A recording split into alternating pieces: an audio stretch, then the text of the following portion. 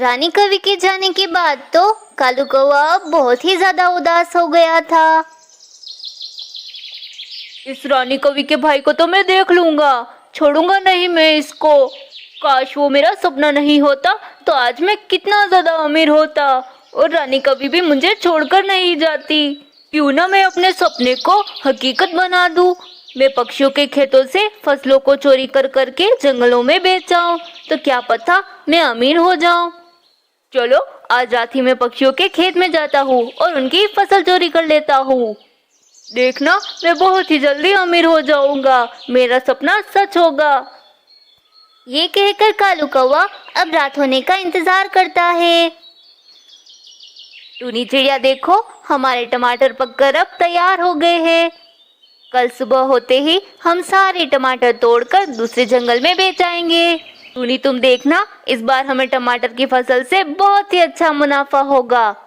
हाँ वाकई, पिछले साल के मुकाबले इस बार हमारे टमाटर की फसल बहुत अच्छी हुई है। इतना कहकर टूनी चिड़िया अब अपने टमाटरों के खेत में चली जाती है। अब कुछ ही देर में रात भी हो जाती है। चलो बढ़िया है, अब रात भी हो गई। चलो चलो अब मैं जाकर पक्षियों के खेत से फसल चुराने जाता हूँ। ऐसा कहकर कालू कौवा अपने घोंसले से उड़ता है कि रास्ते में उसे टूनी चिड़िया मिल जाती है।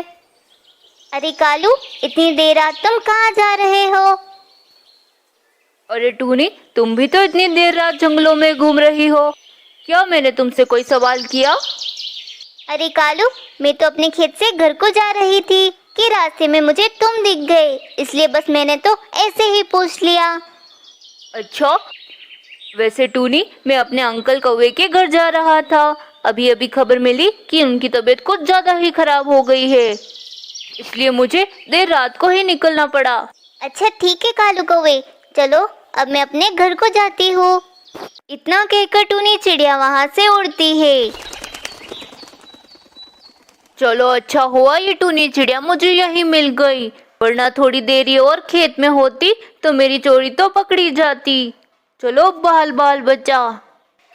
फिर कालू कौवा टूनी चिड़िया के टमाटरों के खेत में घुस जाता है। अरे वाह वाह, टूनी चिड़िया ने तो इस बार बहुत ही अच्छे टमाटरों की फसल बोई। देखो तो कितने ताजे और रसीले टमाटर हैं। चलो जल्दी से अब ये रसीले टमाटर तोड़ देता हूँ। फिर कालू कौवा आधे से ज्यादा टमाटर तोड़कर अपने घर को चला जाता है। सुबह होते ही कालू कौवा उन टमाटरों को दूसरे जंगल में बेच आता है, जिससे कालू कौवे को बहुत अच्छा मुनाफा होता है। वहीं दूसरी तरफ सोनू चिड़िया और टूनी चिड़िया टमाटर तोड़ने के लिए अपने खेत को जाते हैं, तो वे क्या देखते हैं कि उनके आधे से ज्यादा टमाटर तो चोरी हो गए। अरे टुन्नू जी, ये क्या, हमारे आधे से ज्यादा टमाटर तो गायब हो गए हैं। कल रात को जब मैं खेत से आ रही थी तो खेत में सारे टमाटर लगे हुए थे, तो सुबह होते ही अचानक हमारे टमाटर कहाँ चले गए। तभी टूनी चिड़िया को याद आता है कि उसने खेत से जाते वक्त कालू कौवे को देखा था।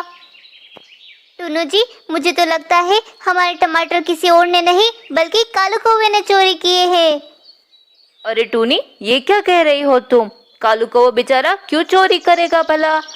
वो बेचारा तो रानी कवि के जाने की वजह से वैसे ही परेशान है। नहीं नहीं, वो ऐसा नहीं कर सकता। अरे वाह, मेरा सपना तो सच हो रहा है, मजा आ गया। कुछ ही दिनों में अब मैं बहुत ही ज्यादा अमीर हो जाऊंगा। फिर तो रानी के भाई को रानी के साथ मेरी शादी करानी ही पड़ेगी।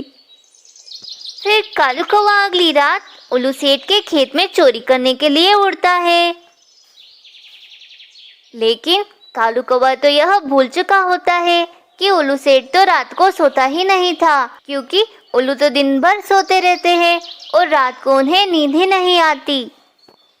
अरे वाह वाह, क्या बात है, कितनी सारी मकई की फसल। अगर मैं ये सारी मकई तोड़कर दूसरे जंगल में बेचा तो मेरे तो मजे ही मजे हो जाएंगे। कालू कौवा जैसे ही मकई तोड़ने लगता है कि उल्लू सेठ आकर उस पर हमला कर देते हैं। अब तो उल्लू सेठ कालू कौवे को मार मार कर सीधा कर देते हैं। कालू कौवे, तुम्हारी इतनी हिम्मत कि तुम मेरे खेत से चोरी करोगे। छोड़ूंगा नहीं मैं तुम्हें। उल्लू सेठ मुझे माफ कर दो, उल्लू सेठ मुझे माफ कर दो। मैं आज के बाद कभी किसी के खेत से चोरी नहीं करूंगा।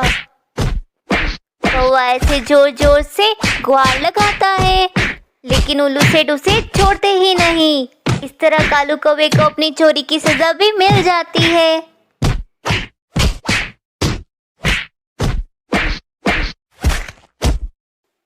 दोस्तों, अगर आपको मेरी वीडियो पसंद आई हो तो वीडियो को लाइक और चैनल को सब्सक्राइब करना मत भूलना।